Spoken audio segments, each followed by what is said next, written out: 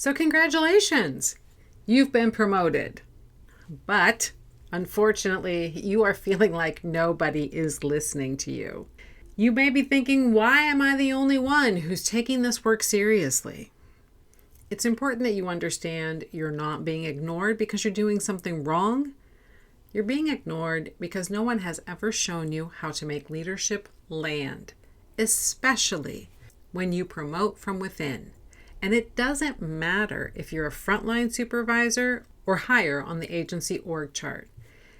Nobody ever teaches someone how to promote and supervise their former coworkers.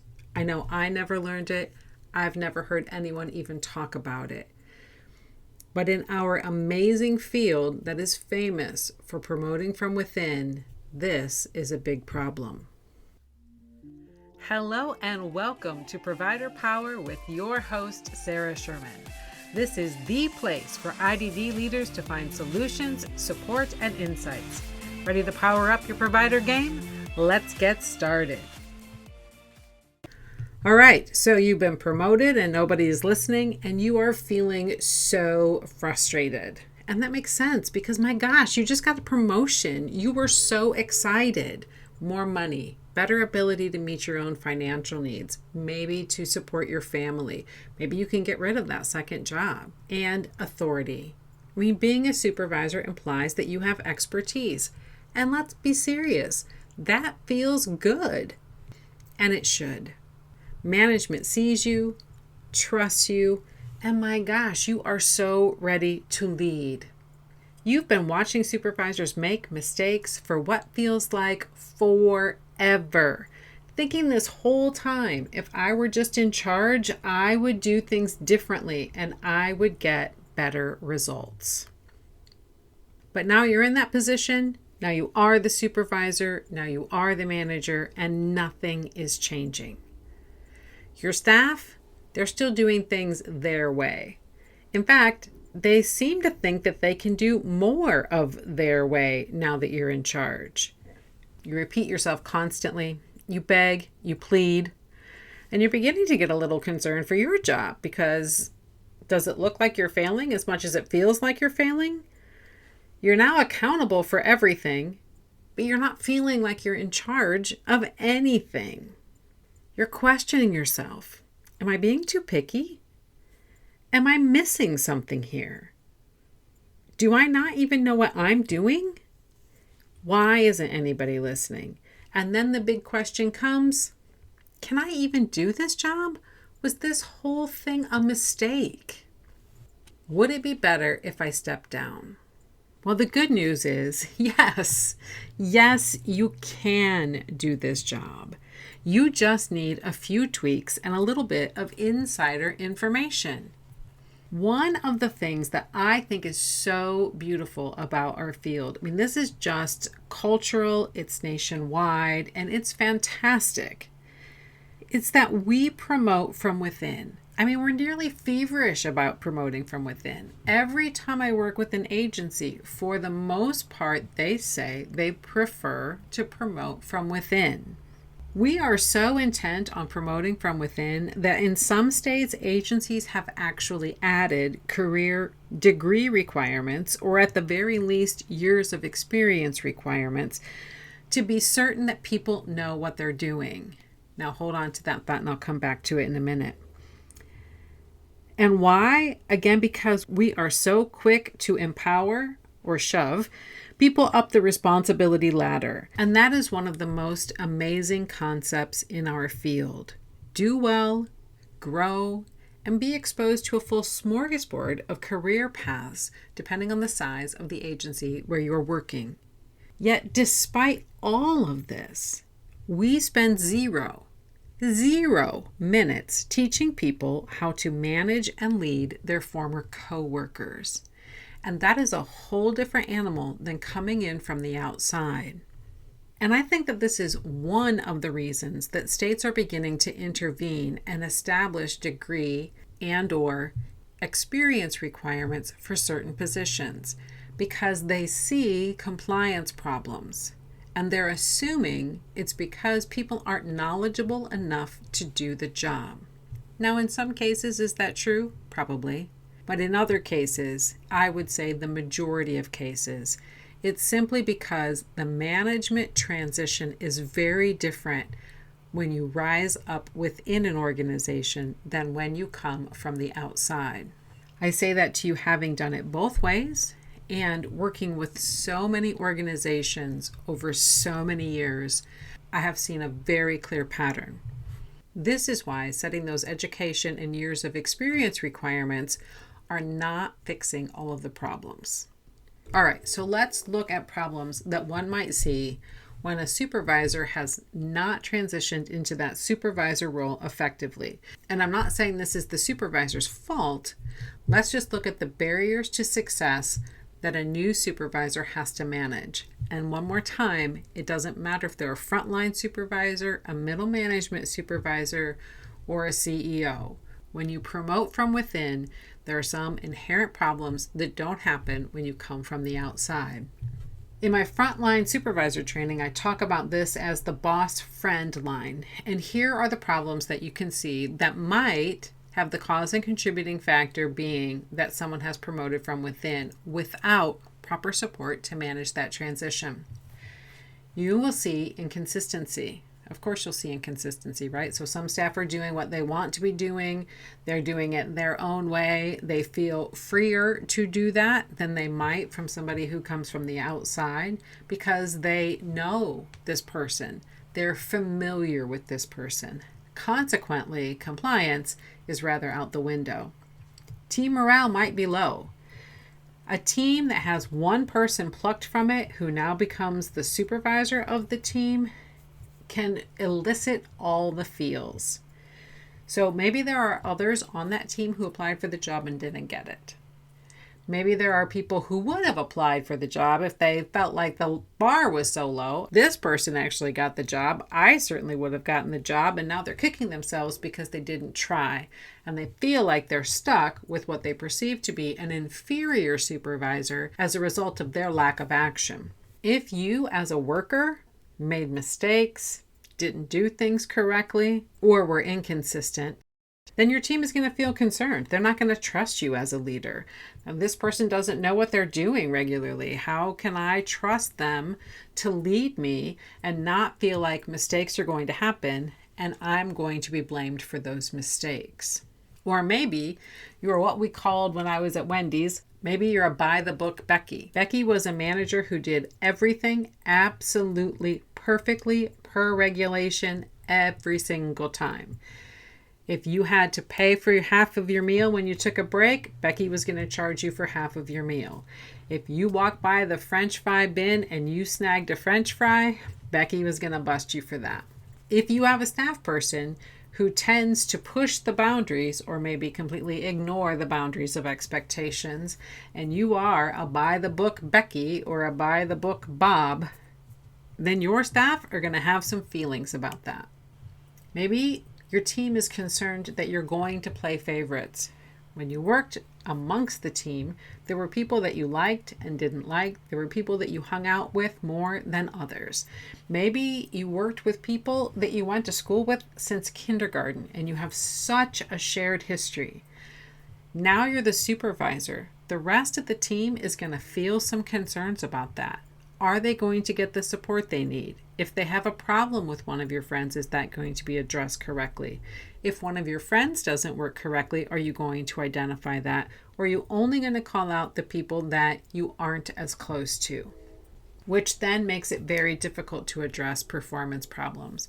If people feel like you have a bias or people want you to have a bias, that is going to impact your ability to correct performance problems, to set expectations, to train on new material. All of it will be impacted. Of course, that creates challenges to compliance and quality. And it creates conditional friendships where you aren't in charge, but you're responsible. And what that means is you may be holding a friend hostage, or they may feel like you're holding them hostage. You're my friend, so of course you're going to do all the work I ask you to do. Or it could reverse. I'm your friend. What do you mean I have to be here on time? I'm your friend. Of course you're going to let me leave early. I'm your friend. You're not going to say too much if my documentation is late because I'm your friend.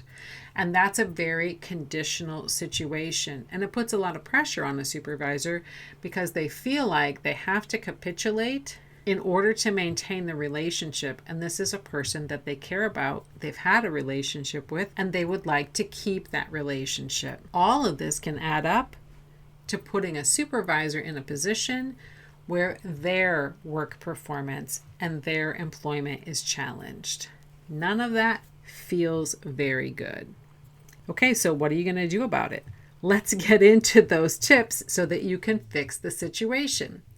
But first, a word from today's sponsor. Today's sponsor is my free masterclass, From Lazy Staff to High Performers. It's on April 23rd at 1 p.m. Eastern. And if you feel like your staff are not performing because they're just lazy and you have no idea how to remedy that situation, this free masterclass is for you. In 1 hour, I will give you the tools that you need so that you can recognize exactly what is going on and you have a clear plan for taking the steps necessary to correct the problem. I'll even give you words that you can use with your staff. Just take my words and repeat them. So again, that's From Lazy Staff to High Performers, April 23rd. This is 2026 if you are listening to a replay later at 1 p.m. Eastern. And to sign up, go to providerpowermoves.com/lazy. That's providerpowermoves.com/lazy. And the link will be in the show notes. If you have any questions or need any additional information, feel free to drop me a note. Sarah, S-A-R-A, at providerpowermoves.com. Okay, back to those tips. Here are 9 simple things that you can do. You don't have to do all 9, pick and choose. But let's run through 9 things that you can do if you are supervising former coworkers. So first, have a conversation with your former coworkers. Just level set. Let them know that you're going to treat everybody the same. It doesn't matter if someone knew you in the womb, or if someone is new to the team, or if you were close to someone when you were coworkers, or you hardly spoke with someone. Everyone will be treated the same. Number 2, to the best of your ability, keep social life out of the workplace. If you invite someone at work to attend something, invite everyone. Of course, with people that you have a relationship with, you may be attending outside things, but you don't come back into the workplace to have a conversation about the events that you've had with some of coworkers if you haven't had those events with all of your coworkers. Keep those conversations out of the workplace. Avoid whispering and having private conversations to the best of your ability because it will be perceived as isolating everybody else. As a supervisor, you will have private conversations, but make sure that everything looks official and that you're having them in a very logical way as consistently as you possibly can. Number 4, be prepared to be snubbed by some of your friends. It's a sad truth that everyone who promotes up has to deal with. Some of your friends are not going to make that journey with you. The relationship will now be different because some people can't handle the transition. You do everything you can to support them to have a good transition, and you deliver as consistently as you can in the workplace. Understand some people may not come with you. Take time to mourn those relationships. That loss is real. What you feel is real, and it's really important that you acknowledge it. Have conversations with your support team above you on the table of organization if that's something that you need. Be sure to still treat them the same way you treat everybody else in the workplace. Don't let emotions sway you. You may call out someone's performance issues and they may say, are you seriously going to identify this? Are you seriously going to write you up? Do you remember when you stole a pack of gum from the 7-Eleven when we were in the 4th grade and I didn't tell your mom, and now you are going to address this with me? You have to manage those situations. If somebody decides that they need to go back and tell your mom that you stole a pack of gum when you were in the 4th grade, then so be it. At work, you need to hold everyone equally, fairly, and consistently accountable, and you cannot let emotions sway you. Number 6, start with a clean slate. If you know that some people have been cheating on their work or doing some things that they're not supposed to be doing or failing to do things that they are supposed to be doing, they may be quite nervous.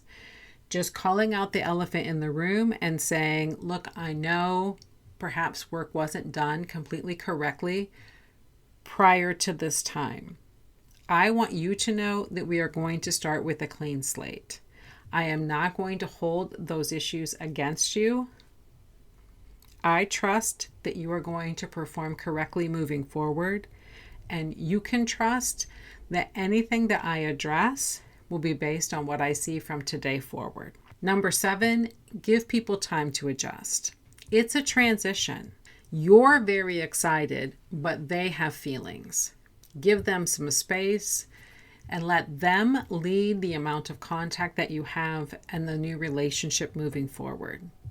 Number 8, if you can implement change slowly, do so. Of course, you have got to produce outcomes, and you have to make sure that your staff do that as well. To facilitate the transition, make those changes as slowly and methodically as you can while you still meet the requirements that you have for your position. If you have to go fast, but put in some extra effort to explain everything along the way. And show that you still work with them and not above them. And sometimes this is a pitfall for supervisors because they believe that doing the work for their staff shows that they support their staff and that they are not, quote, above them. But what I mean here is that while you are still all a team, you now have a different position. You are the coach on the team. So if you played first base, goalie, linebacker, or whatever sport that resonates with you, understand that you are now the coach. And the coach does not play ball. The coach trains, ensures people practice, ensures they get the feedback that they need, provides praise where appropriate, and provides correction where appropriate. And the coach is a critical part of the team. And if the coach steps down to be a player, nobody is coaching. So you are still a team, but your role has changed. So give these 9 tips a try. Pull out the ones that seem to apply to your situation the most. Keep your supervisor in the loop. How is your transition going? How are you feeling? What kind of support and feedback do you need as you transition to be the most effective supervisor that you can possibly be? As always, I would love to hear from you and how it's going. Feel free to shoot me an email. Let me know if you tried these tips and they worked. Let me know if you tried these tips and you got stuck. And I promise I will help you get over that hump. Be sure to like, subscribe, and share this podcast if you found it to be helpful with colleagues who may also find it to be helpful. Until next time, power on.